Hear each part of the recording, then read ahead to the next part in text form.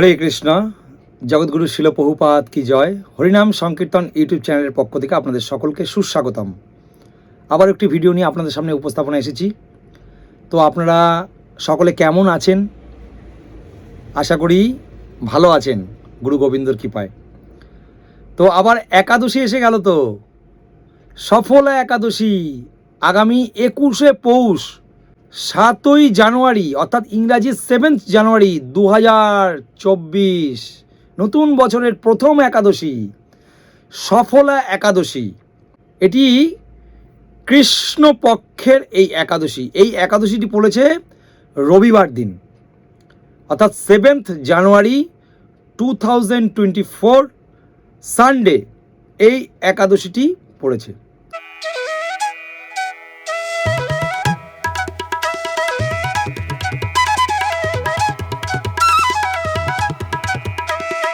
তো আপনারা সকলে একাদশীগুলো পালন করছেন, আমরা ভীষণ আনন্দিত।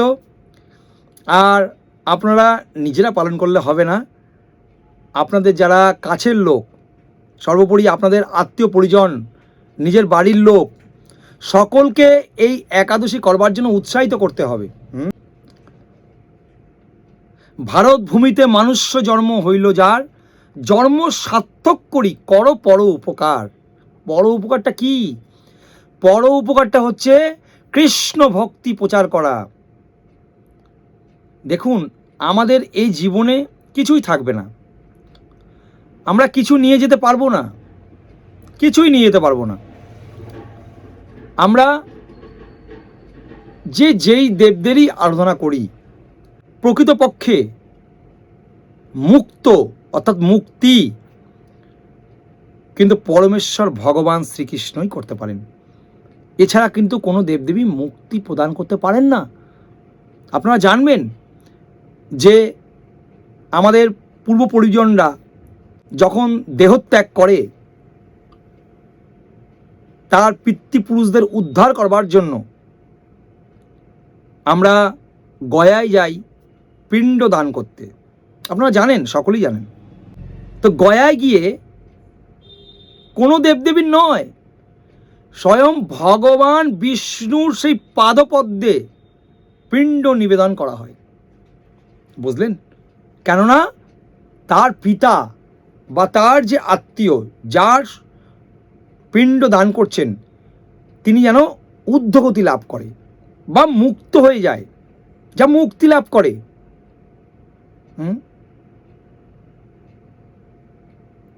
তো সেই জন্যই বলছি, এই ভগবানের প্রীতি বিধান করবার একটি খুব সহজ সরল পদ্ধতি হচ্ছে প্রতিটি একাদশী পালন করা। শাস্ত্রে যত ব্রত আছে আমাদের সনাতন ধর্মে, সমস্ত ব্রতের মধ্যে এই একাদশী ব্রত সর্বশ্রেষ্ঠ বলে গণনা করা হয়েছে। নববিধা ভক্তির পরেই দশবিধা ভক্তি হচ্ছে এই একাদশী। তো এই একাদশী ব্রত শাস্ত্রে বিশদভাবে বর্ণনা করা আছে। তো আপনারা নিষ্ঠা সহকারে এই প্রতিটা একাদশী ব্রত পালন করুন। তো এই একাদশীটির নাম আবারও বলছি, সফলা একাদশী। তো এই একাদশীটি পালন করতে গেলে প্রতিটা আমার একাদশীতেই বলে থাকি যে যারা আমিষ আহার করেন তারা সম্পূর্ণরূপে দশমীর দিন, একাদশীর দিন এবং দ্বাদশীর দিন আমিষ বর্জন করে এই একাদশী পালন করবেন। তো দশমীর দিন সংযম করবেন, ভগবানের সামনে সংকল্প করবেন যে ভগবান, আপনার এই একাদশী ব্রত আমি আগামীকাল পালন করতে যাচ্ছি, তাই কৃপাপূর্বক আপনি আমার প্রতি শরণাগত হন, যাতে আমি মানসিক এবং শারীরিকভাবে আপনার এই একাদশী ব্রত পালন করতে পারি। ভগবানের চরণে তুলসী পত্রে চন্দন লেপন করে এটি নিবেদন করবেন এবং সংকল্প করবেন, একাদশং নিরাহার স্থিতা অহম অপরিহরণী ভক্সামি পুণ্ডরীকাক্ষ শরণং মে ভাবা উচ্যুত। এই মন্ত্রটি ভগবানের সামনে 3 বার বলে সংকল্প করবেন। একাদশীর দিন ব্রাহ্মমুহূর্তে ঘুম থেকে উঠবেন। ব্রাহ্মমুহূর্ত সূর্য উদয়ের 1 ঘন্টা 36 মিনিট পূর্ব থেকে ব্রাহ্মমুহূর্ত শুরু হয়। ব্রাহ্মমুহূর্তে ঘুম থেকে উঠে স্নানাদি প্রাতক্রিয়া সমস্ত সেরে যদি নিকটবর্তী স্থানে গঙ্গা থাকে তাহলে গঙ্গা স্নান করা অত্যন্ত ফলপ্রদ। যদি গঙ্গা না থাকে আপনার নিকটবর্তী স্থানে জলাশয় বা নদী পুষ্করী থাকলে সেখানে স্নান করতে পারেন। তাও যদি না থাকে আপনার নিজের স্নানাগারে আপনি 3 বার গঙ্গা গঙ্গা বলে আপনি স্নান করবেন। তো গঙ্গা গঙ্গা 3 বার বলে আপনারা স্নান করবেন। স্নান করবার পরে দ্বাদশ অঙ্গে তিলক করবেন। দ্বাদশ অঙ্গে তিলক করবার পরে আচমন করবেন। আচমন ভগবানের সামনে করবেন। তিলক কিভাবে করতে হয় আমার পূর্ববর্তী ভিডিও আছে, সেখানে আপনি দেখে নেবেন তিলক কিভাবে করতে হয়। তো তিলক করবার পরে ভগবানের হরিনাম জপ করবেন, হরে কৃষ্ণ মহামন্ত্র জপ করবেন, কলিযুগের যুগ ধর্ম হরে কৃষ্ণ কৃষ্ণ কৃষ্ণ হরে হরে, হরে রাম রাম রাম হরে হরে। কলিযুগের যুগ ধর্ম হরিনাম সংকীর্তন, এটি বেশি বেশি সংখ্যক সকলে একত্রিত হয়ে পারলে হরে কৃষ্ণ মহামন্ত্র জপ করবেন মালার দ্বারা। তো যারা আপনারা নতুন নতুন জপ শুরু করেছেন তারা 4 মালা 8 মালা 16 মালা এইভাবে 32 মালা এইভাবে অধিক সংখ্যক জপ করবেন। জপের পরিমাণটা বাড়াবেন। আর যারা ইসকনে আপনারা দীক্ষিত বা গুরুচরণে আশ্রয় আছেন, ইসকনে যারা সাথে যুক্ত আছেন, তারা কমপক্ষে 16 মালা অবশ্যই জপ আপনারা করেন। তো একাদশীর দিন শিল প্রভুপাদ নির্দেশ দিয়েছেন যে কমপক্ষে 25 মালা জপ করবার জন্য। তো এই দিন সমস্ত পাপকর্ম যেগুলি আছে 4টে পাপকর্ম, আমিষার বর্জন, নেশা বর্জন, অবৈধ সঙ্গ বর্জন, দ্রুতক্রিয়া বর্জন, তো আপনারা এইভাবে হরিনাম জপ মালার দ্বারায় করবেন। হরে কৃষ্ণ মহামন্ত্র জপ তো মালার দ্বারা করবার পরে সারাদিন কৃষ্ণ চেতনায় দিনটিকে অতিবাহিত করতে হবে। কৃষ্ণ চেতনায় অতিবাহিত করতে হবে। সমস্ত শাস্ত্রীয় গ্রন্থ গীতা, ভাগবত, চৈতন্য চরিতামৃত, ভক্তি রসমৃত সিন্ধু, লীলা পুরুষোত্তম শ্রীকৃষ্ণ, এই গ্রন্থগুলি আপনারা বেশি বেশি সংখ্যক পাঠ করবেন। আপনারা সাধুসঙ্গ করবেন। সাধুসঙ্গ সর্বশাস্ত্রে কয় লবমাত্র সাধুসঙ্গ সর্বসিদ্ধি হয়। অর্থাৎ কিঞ্চিত যদি সাধুসঙ্গ করতে পারেন, বিশেষ করে ব্রত, বিভিন্ন ব্রতের দিন, বিশেষ করে একাদশী ব্রত, তাহলে খুব ভালো, অত্যন্ত ফলপ্রদ। তো বৈষ্ণবের কৃপায় কৃষ্ণ দয়াময়, সেই জন্য বৈষ্ণবের সঙ্গ করলে, বৈষ্ণবের কৃপা লাভ করলে আপনার ভগবান অত্যন্ত ভক্তের প্রতি দয়াময় হয়ে ওঠেন। তো এই দিন চেষ্টা করবেন এইভাবে দিনটিকে অতিবাহিত করবার জন্য। তবে এই 4টি পাপকর্ম যে কথাটি বলছি, পাপকর্ম হচ্ছে আমিষ আহার বর্জন, অর্থাৎ দশমী, একাদশী, দ্বাদশী আমিষ আহার বর্জন করতে হবে। নেশা সর্বোপরি চা, পান, বিড়ি, গুটখা, সিগারেট, আফিন, মদ, গাঁজা সমস্ত নেশা বর্জন করতে হবে। দ্রুতক্রিয়া বর্জন করতে হবে। জুয়া, পাশা, তাস খেলা বর্জন করতে হবে। এবং অবৈধ নারী এবং পুরুষ সঙ্গ, বিবাহিত স্বামী বা স্ত্রী ব্যতীত যে সম্পর্ক, যৌন সম্পর্ক অবৈধ, এগুলো পরিত্যাগ করতে হবে। ঠিক আছে, তা এগুলোকে পরিত্যাগ করে একাদশী ব্রত করতে হবে। একাদশীর দিন নিষিদ্ধ পঞ্চের অবিশ্বাস্য হচ্ছে ধান জাতীয় যে জিনিস, গম জাতীয় জিনিস এবং আটা, ময়দা, ভুট্টা, জব জাতীয় জিনিস, তৈল জাতীয় জিনিস, এগুলো বর্জন করতে হয়। যেমন হচ্ছে ধান জাতীয় হচ্ছে কি চাল, সুজি, পায়েস, খিচুড়ি এগুলো। গম জাতীয় জিনিস হচ্ছে আটা, ময়দা, সুজি, হরলিক্স, বিস্কুট, রুটি ইত্যাদি। এবং জব বা ভুট্টা জাতীয় ছাতু, খই, রুটি। এবং তেল জাতীয় যেটা জিনিস হচ্ছে সরিষার তেল, সোয়াবিন অয়েল, এগুলোকে আহার করা যাবে না। এই সমস্ত জিনিস আহার একেবারেই করা যাবে না, কারণ এই পঞ্চর অবিশ্বাস্য দানার মধ্যে পাপ ও পুরুষ বিরাজ করে। তো পাপ পুরুষ থাকলে এগুলো কোনোভাবেই আহার করা যাবে না। তো বিভিন্ন রকম প্রজল্প, জল্পনা, মিথ্যা ভাষণ, স্ত্রী সঙ্গ, দ্রুতক্রিয়া, সমস্ত রকম কার্য এই দিন সম্পূর্ণরূপে বর্জন করতে হবে। একাদশীর দিন ক্ষৌরকর্ম, একাদশীর দিন ক্ষৌরকর্ম মানে চুল কাটা, নখ কাটা, দাড়ি কাটা, অর্থাৎ রক্তপাত সম্পূর্ণরূপে নিষিদ্ধ। মানে এই সমস্ত কর্ম করলে রক্তপাত হওয়ার প্রবল সম্ভাবনা থাকে, সেই জন্য এই কর্মগুলি করা যাবে না। পরনিন্দা, পরচর্চা, মিথ্যা ভাষণ, স্ত্রী সঙ্গ, যেগুলো আমরা বললাম, এগুলো একেবারেই করা যাবে না। কোনো প্রসাধনী দ্রব্য মাখা যাবে না, সাবান, তেল এগুলো ব্যবহার করা যাবে না। এগুলো ব্যবহার করা সম্পূর্ণরূপে নিষিদ্ধ, কারণ কৃষ্ণ চেতনায় দিনটিকে অতিবাহিত করতে হবে। এগুলোর পেছনে সময় নষ্ট করলে আপনার দিনটি কৃষ্ণ চেতনায় অতিবাহিত হবে না, চেতনাটি অন্য প্রকারের হয়ে যাবে। এমনকি এই দিন যদি শ্রাদ্ধ শান্তি থাকে সেটিও করা যাবে না। সেই শ্রাদ্ধ শান্তি অনুষ্ঠানটি দ্বাদশের দিন করতে হবে। ক্লিয়ার? তো এইভাবে আপনারা এই দিনটি পালন করুন। এখন আমরা আসব এই যে পৌষ মাসের কৃষ্ণপক্ষের বছরের প্রথম, ইংরাজি বছরের প্রথম যে একাদশী, সফলা একাদশীর বিশেষ মাহাত্ম্য কথা। তাই আপনারা মনোযোগ সহকারে এটি শ্রবণ করুন।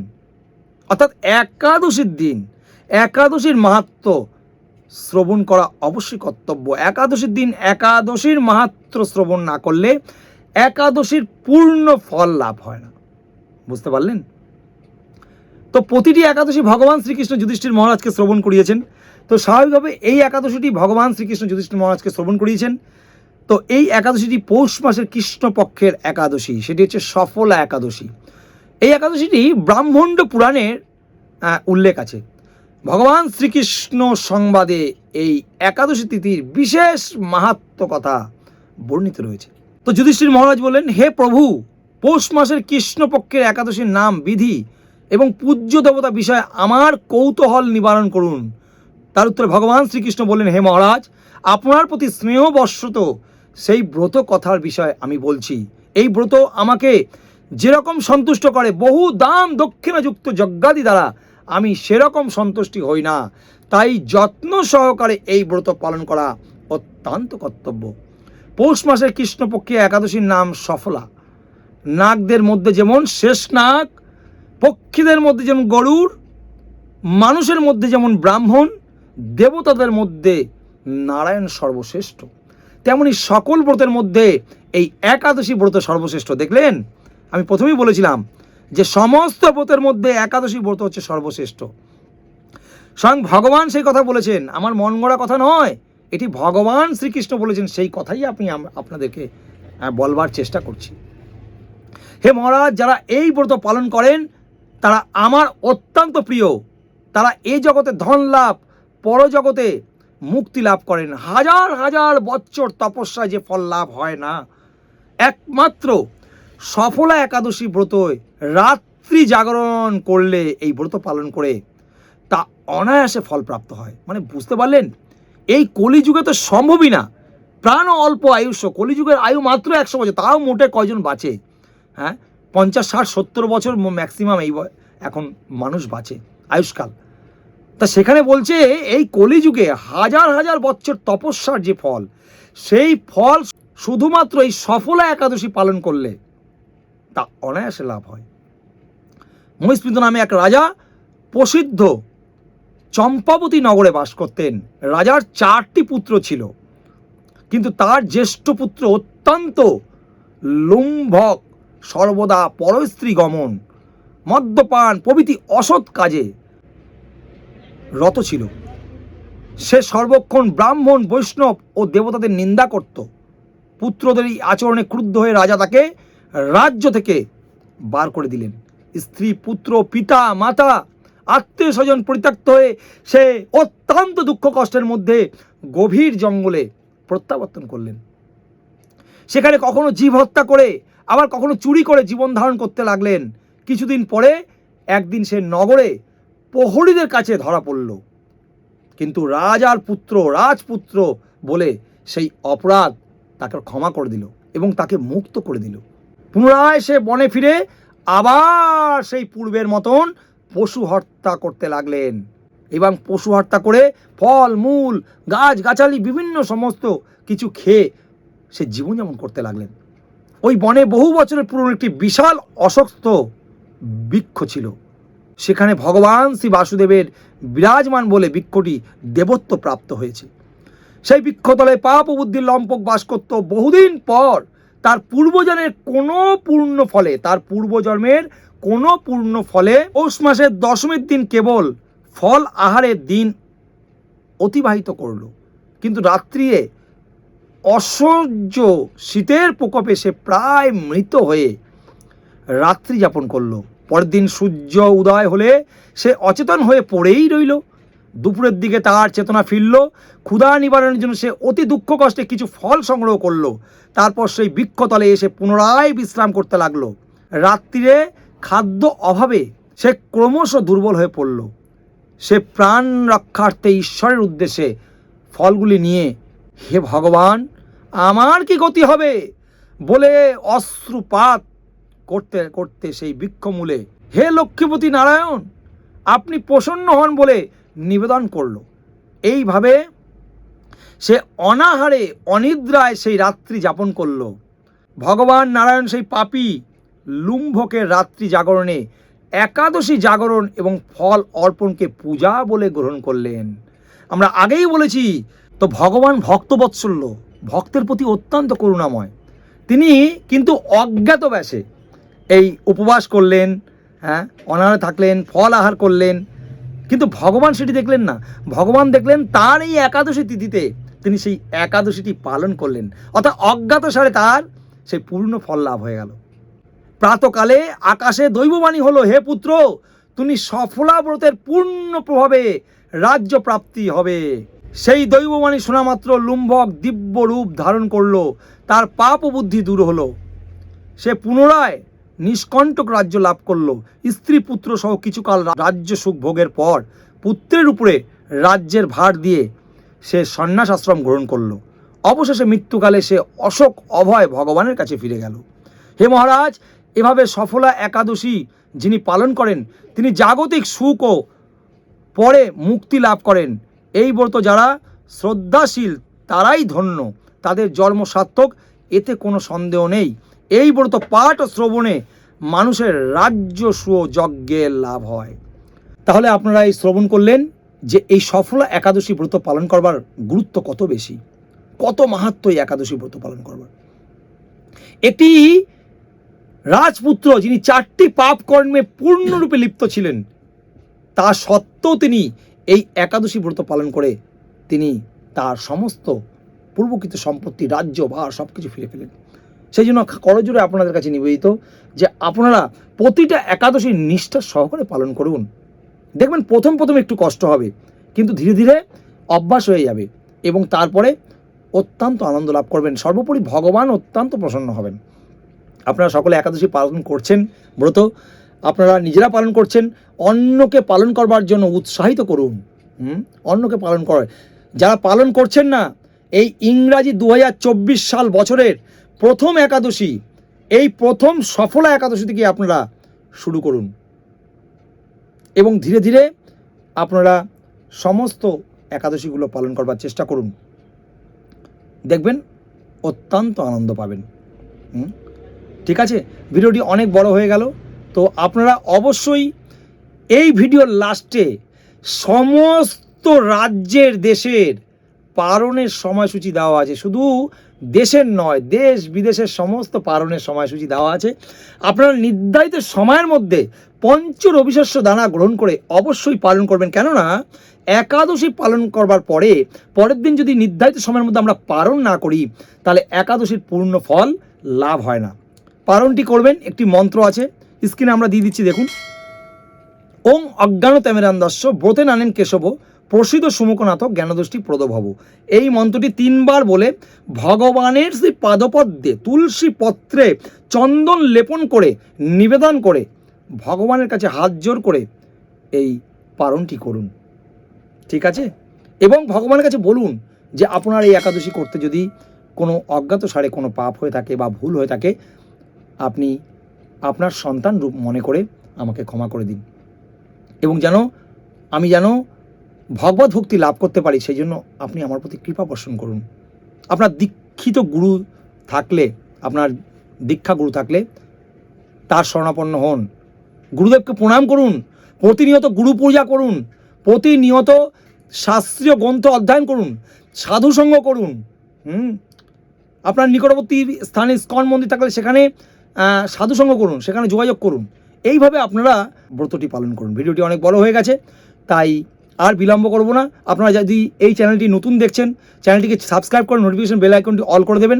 ভিডিওটি ভালো লাগলে বেশি বেশি সংখ্যক শেয়ার করবেন, আর কমেন্ট করবেন, লাইক দেবেন। ভারত ভূমিতে মনুষ্য জন্ম হইল যার, জন্ম সার্থক করি করো পর উপকার। পর উপকারটা কি? পর উপকারটা হচ্ছে ভগবানের নাম গুণগান প্রচার করবার মাধ্যমে শাস্ত্রীয় সিদ্ধান্ত অনুযায়ী 84 লক্ষ যৌনি ভ্রমণ করবার পরে দুর্লভ মানব দেহ পাবার পরে সেই মানব দেহটি যাতে সেই ব্যক্তি যথাযথ সৎ ব্যবহার করতে পারে, এটি হচ্ছে পর উপকার।